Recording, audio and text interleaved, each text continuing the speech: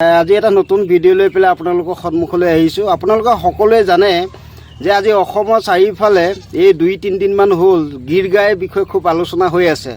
তো আজি উৎকট গৰম, মই ভাবিলোঁ গৰুকেইটা অকণমান ছাঁত বান্ধি লওঁ। আচলতে মোৰ এইজনী যে আছে, এইজনী আচলতে গীৰ গাই নহয়, এই আচলতে আমাৰ অসমীয়া আচলতে গাঁৱত থকা যিখন দেশী গাই। আচলতে আমাৰ ঘৰতো এনেকুৱাকৈ দুজনী গাই আছে আৰু গৰমৰ কাৰণে আমি ছাঁত বান্ধি থৈছোঁ। আজি আচলতে গোটেই অসমতে আজি আপোনাৰ ৰঙানদী সমষ্টিতেই হওক বা লখিমপুৰ সমষ্টিতেই হওক বা আজি গোলাঘাটতে হওক, অসমৰ বিভিন্ন ধেমাজি ডিষ্ট্ৰিক্টতে হওক, আজি যিটো মন্ত্ৰী বিধায়কসকলে যিটো গৰু যিটো কেলেংকাৰী আজি চাৰিওফালে অসমত এটা চলিছে যে খেদৈ খেদ, গৰু চুৰ খেদ। তো এতিয়া গৰু চুৰ হয় কোন?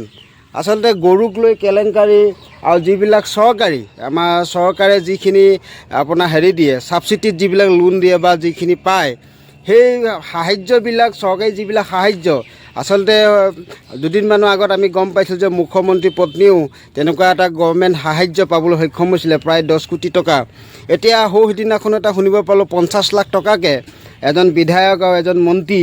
তাৰপৰা আকৌ গৰু খুটি যিবিলাক কথা যিবিলাক আমি আচলতে শুনিছোঁ, আচলতে দুখ পাওঁ। আচলতে এই চৰকাৰখনে এই গৰুকেইটা পূজা কৰিম বুলি গৰুক লৈ পেলাই তেখেতলোকে ৰাজনীতিক আৰম্ভ কৰিছিলে, গো মাতাক পূজা কৰিছিলে। আৰু যেতিয়াৰ পৰা গৰু মাতাক পূজা কৰিলে, আমাৰ আচলতে গাঁওবিলাকত আচলতে গৰুবিলাক এতিয়া কমি গুচি গ'ল। আচলতে কি হয়, আগতে যেতিয়া আমাৰ সৰুতে যেতিয়া আমি 4th শ্ৰেণী বা 5ত যেতিয়া আমি পঢ়ি থাকোঁ, তো সেই সময়ত কি আছিলে যে আমাৰ গাঁৱৰ কাৰোবাৰ ঘৰত যদি ছোৱালী এজনী তুলনি বিয়া হ'ল বা কোনোবা ল'ৰা ছোৱালী যদি এডমিশ্যন দিব লগা হ'ল বা ঘৰখনত যদি ফটককৈ কিবা এটা যদি বিপদ আহে আৰ্থিক দিশত, তেতিয়া আমাৰ কি হ'ল, যিটো পশুধন, এই পশুধনৰ পৰা আমাৰ কি হয়, গৰু এজনী বিক্ৰী কৰিলে বা দমৰা এটা বিক্ৰী বা গৰু হাল বাই থকা গৰুহাল বিক্ৰী কৰি পেলাই তো তেখেতলোকে সেই সমস্যাবিলাক সমাধান কৰে। কিন্তু আজিকালি যেতিয়া আপুনি গাঁৱলৈ যেতিয়া আহিব, আচলতে গাঁৱৰ বহু পৰিমাণে যেতিয়াৰ পৰা বিজেপি চৰকাৰখন হৈছে তেতিয়াৰ পৰা গাঁৱত গৰুবিলাক কমি যাবলৈ আৰম্ভ হৈছে। আচলতে কেলৈ কমিছে? আচলতে যিবিলাক এতিয়া মোৰ ঘৰৰ পৰা মোৰ দলুহাট বজাৰলৈ মাত্ৰ ইয়াৰ পৰা 1 কিলোমিটাৰ, তো এই 1 কিলোমিটাৰত আগতে আমাক দলুহাট বজাৰখন বিখ্যাত আছিলে গৰু বজাৰ কাৰণে, বা আমাৰ কাষত আছিলে বঙালমৰা বজাৰ। গতিকে গৰু বজাৰখন তেতিয়া আমাৰ ইয়াত যিবিলাক গঞা ৰাইজ বা কিবিলাক কৃষক, তেখেতলোকে গৰুবিলাক বেচিব পাৰিছিলে। আৰু বেচি পেলাই তাৰ যিকেইটা ধন, সেই ধনখিনি তেখেতলোকৰ ঘৰৰ আৰ্থিক ক্ষেত্ৰত কিবা যদি অসুবিধা হয়, তাত যেনিবা সেই পইচাবিলাক খৰচ কৰিছিলে। কিন্তু এই বিজেপি চৰকাৰখন অহাৰ পিছত গৰুক ইমানেই সন্মান, আমিও ভাল লাগিছিলে যে গৰুক যথেষ্ট, আমি হিন্দু সমাজৰ এটা ল'ৰা হিচাপে গৰুক আমি সন্মান কৰোঁ। অসমীয়া ল'ৰা হিচাপে আমি গৰু বিহু দিনাখন যথেষ্ট গৰুক আমি পূজা কৰোঁ বা আমাৰ গৰু বিহু হিচাপে যিটো আমি পালন কৰোঁ। গতিকে গৰু সম্পৰ্কত বিজেপি চৰকাৰখনে আহি পেলাই এনেকুৱা এটা পৰিৱেশ দিলেহি, আহি পেলাই যেতিয়া আজি আৰু কালি পৰহি এইবিলাক যিবিলাক নিউজ পাইছোঁ, সঁচাকৈ দুৰ্ভাগ্যজনক, ধিক্কাৰ জনাইছোঁ। আচলতে গৰু চুৰ আচলতে কোন হয়, আচলতে মুখ্যমন্ত্ৰী মহোদয়ে তদন্ত কৰিব লাগে। আচলতে আজি গাঁৱত গৰু নাইকিয়া হ'ল, কিয় গৰু নাইকিয়া হ'ল, যে আজি গৰু এটা যদি জন্ম হ'লে পোৱালিটো যদি তেখেতৰ যদি জন্ম চাৰ্টিফিকেট যদি গৰু উলিয়াব লগা হয়, গৰু এটা যদি কাষৰ বজাৰখনলৈ বেচিবলৈ যাওঁতে যদি তাত বাৰ্থ চাৰ্টিফিকেট নহ'লে বা ভেটেনেৰীয়ে লিখি নিদিলে, ইমান প্ৰক্ৰিয়াৰ মাজত এটা গৰু বিক্ৰী কৰিব লগা হয়, বা এখন ডিষ্ট্ৰিক্টৰ পৰা ইখন ডিষ্ট্ৰিক্টলৈ গৰু নিব নোৱাৰা হয়।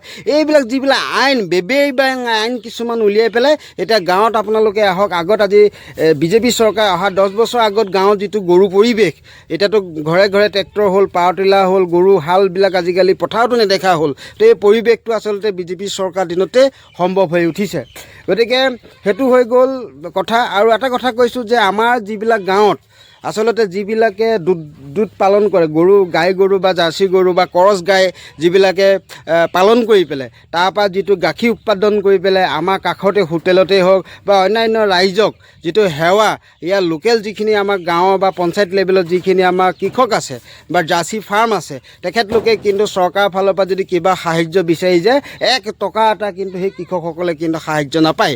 কিন্তু তেনেস্থলত আমাৰ যদি গো পালন কৰিব লাগে বা যদি হাঁহৰ ফাৰ্ম খুলিব লাগে বা যদি ব্ৰইলাৰ ফাৰ্ম খুলিব লাগে, যদি প্ৰকৃত যিসকল কৃষকে যদি নাপায়, তেতিয়াহ'লে আপোনালোকে ভাবক যে পৰিৱেশবিলাক আচলতে কোন দিশত গৈ আছে। আচলতে আমাৰ পঞ্চায়ততো আমাৰ বহুত আছে যে জাৰ্চি গৰু পোহে বা কৰচ গাই পোহে, বা তেখেতলোকে সেই কৰচ গাই বা জাৰ্চি গাই পৰা পুহি পেলাই তেখেতলোকেতো গিৰ গাই কিনিবলৈও তেখেতলোকৰতো পইচা নাই। আমাৰ যিবিলাক গাঁৱত যিবিলাকে পোহে আৰু তাৰপৰা যিবিলাক গাখীৰ উৎপাদন হয় সেই গাখীৰবিলাক আমাৰ কাষত থকা বজাৰতে হওক বা হোটেলতেই হওক বা ৰাইজক তেখেতলোকে তেনেকৈ গাখীৰ দি পেলাই বহুত স্বাৱলম্বী হৈছে। কিন্তু গাঁৱত মানে কি হয়, যেতিয়া আপুনি গৰু এজনী যেতিয়া বা জাৰ্চি ফাৰ্ম এখন যেতিয়া আমাৰ ফাৰ্মাৰসকলে খোলে, তাত চৰকাৰী ফালৰ পৰা কিন্তু সাহাৰ্য একো নাপায়। আৰু যদি আমাৰ ইয়াত যিসকলে জাৰ্চি গাই বা কৰচ গাই যিবিলাকে খোলে, তেখেতলোকে যদি ভেটেৰিনেৰীত গৈ পেলাই তেখেতলোকে যদি কিবা লোনৰ এপ্লাই কৰে বা কিবা কৰে, তেখেতলোকৰ কাৰণে একো ফেচিলিটি নাই।